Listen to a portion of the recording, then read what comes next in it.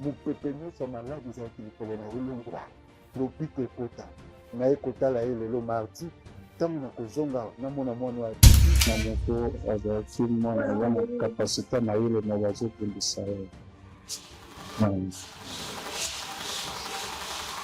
aza na bitumba makasi likolo ya nzambe nzambe alongisa ye telemala na fikira nzambe oyo alongisa na kombo na yesu bitumba na ye nzambe telema telongisa yo bundela mwana oyo. Bonjour, bonsoir, je ne sais pas na mboka nini bozali tika nzambe alola apambola bino bandeko nyonso oyo bozolanda ngai na chaîne oyo tobengi na kombo ya Isaac Bola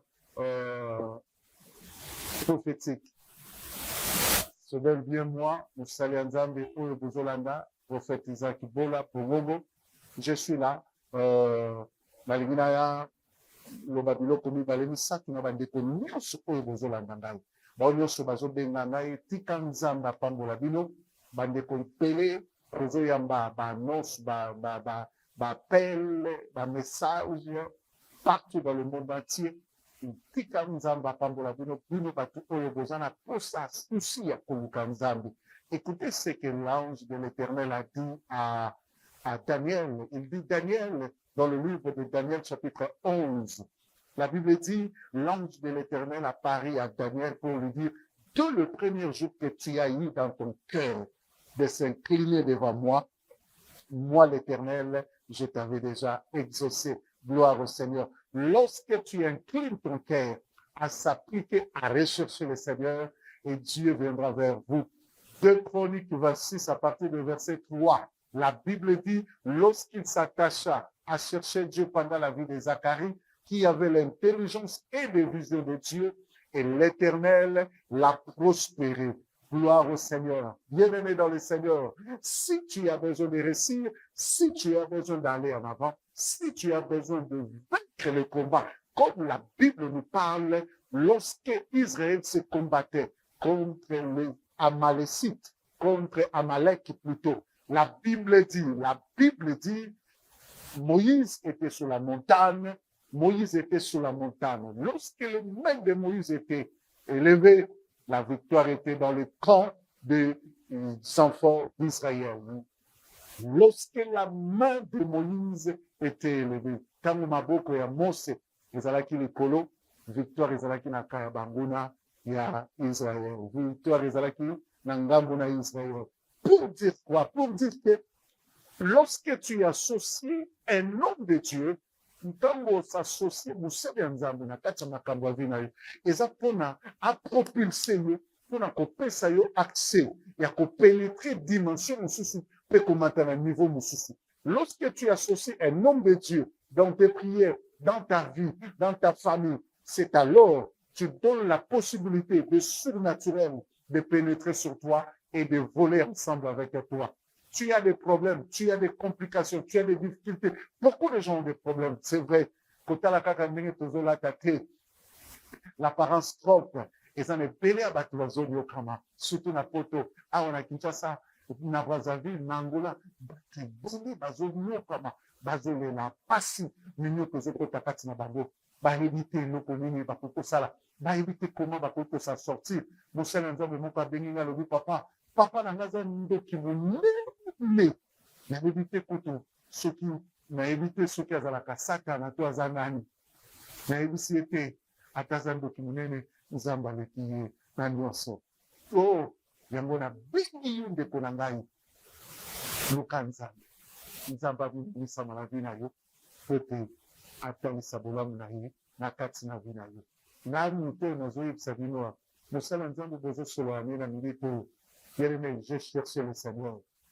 J'ai cherché le Seigneur pendant 3 ans dans la retraite, dans la brousse, na bandeko luka nzambe na kati ya zamba pendant 3 ans nazobondela nazoluka nzambe lelo naza libo eza bafruit ya basacrifice na ngai lobi yango nalingi nabenga ye po eziki te kobenga mosala ya nzambe derrière lelo nalingi na bino ensemble bolanda oyo ezali descente oyo toyeti kosala na hôpital ya Kalembelembe mpona kosambela mpona bana oyo bazobela na pédiatrie lelo nzambe amemi biso tokende kosambela mpona bana wana oyo bazobela na pédiatrie ya Palimbelembe oyo mosusu bamoni ngolo ya Nzambe bamoni loboko ya Nzambe na pamboli mama oyo mama alobi papa Nzambe na yo aye kosala biso bolamu na hôpital oyo parce que tozondima ndenge osambeli biso tokotikala te ya dans 2 jours. Waouh, nasepeli na kondima mama oyo parce que elle avait une forte oyo ezali tobengi yango conviction ya komona que oui Dieu est capable ya kochanger miracle na guérison na kati ya nzoto ya bana na ngai. Bien-aimé, nalingi tolanda nde après tozonga lisusu napesa bino programme. Que le Seigneur vous bénisse. Isaïe. Victoire ezala kati na ye. Elonga na ye ezala likolo ya mwana ye. Na bombeli ye Nzambe. Mopepe nyonso maladi ezalaki likolo na ye elongwa. Lobiko ekota. Na ye kotala ye lelo mardi. Ntango na kozonga namona mwana oyo abiki batatola ye na kombo na Yesu. Oya. Je botoye paluka boye.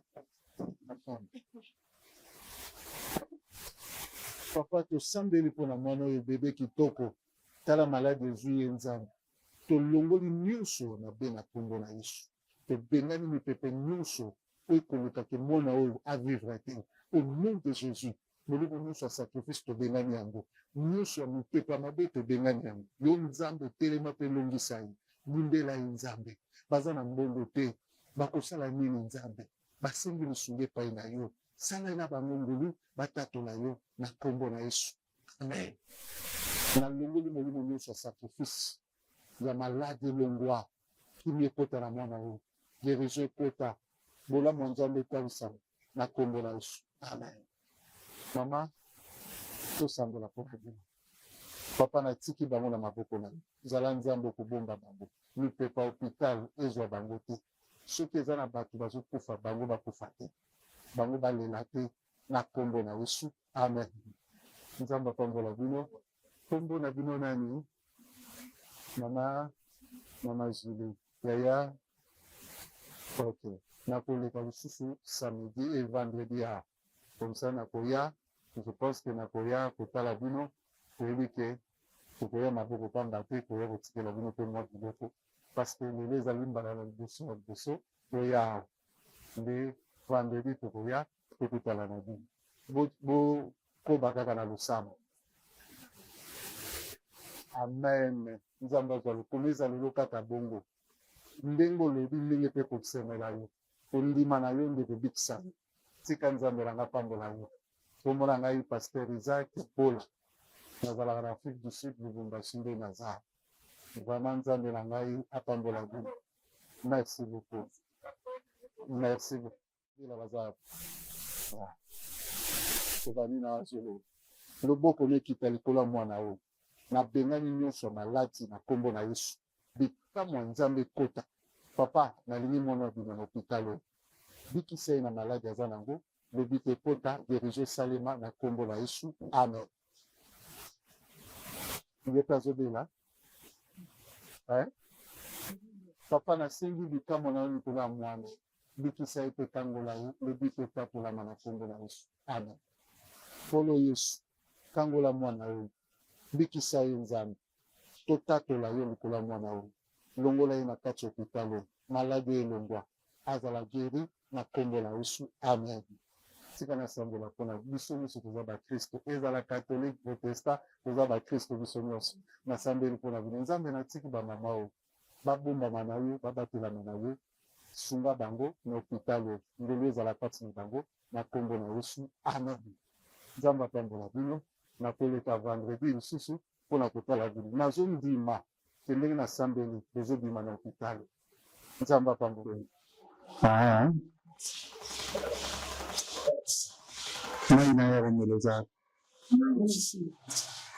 mai na ya komela zela ye mai ya komela nasambela mpona bino ezalaka wasi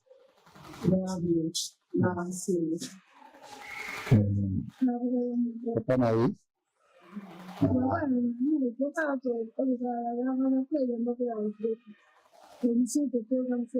tosambela mingi mpona mwana Azana bakati kasi. Mwana moko azalaki mwana aza na kapasite na ye na bazobundisa ye. Aza na bitumba makasi likolo ya bana. Nzambe alembisa ye telema na priere. Kozala na bapriere ya bilembo mpe na bapriere ya makasi. Mwana Nzambe asalema. Kisi ebikisaka matumba misusu ya bamaladi ezalaka kisi te na kombo na Yesu nasengi nguya ya Nzambe etambola likolo ya mama lobiko ekota kati na ye Nzambe aza innocente c'est un serviteur de Dieu oyo bongo na mikolo oyo akosalela Nzambe na bongoli oyo nyonso ezotungisa ye tika ye mipepe nyonso ya molili elongo likolo esprit nyonso sacrifice babongisaki likolo ya mwana oyo na milo yango na kombo na Yesu na milo nyonso ya sacrifice na kombo na Yesu Nzambe telema tolongisa na pembani milimo nyonso oyo ezokota na mwana oyo mpe tobengeli likolo ya mwana oyo kobebisa kobengana kotia perte mémoire na kati na mwana oyo omi Jésus etika oyo esika bikauki moto ya molimo mosantu okita Nzambe alolaka boye na kombo na Yesu tika Nzambe oyo abengi mwana oyo depuis libumu na ye Nzambe oyo alongisa na kombo na Yesu bitumba na ye Nzambe telema telongisa ye bundela mwana oyo victoire ezala likolo na ye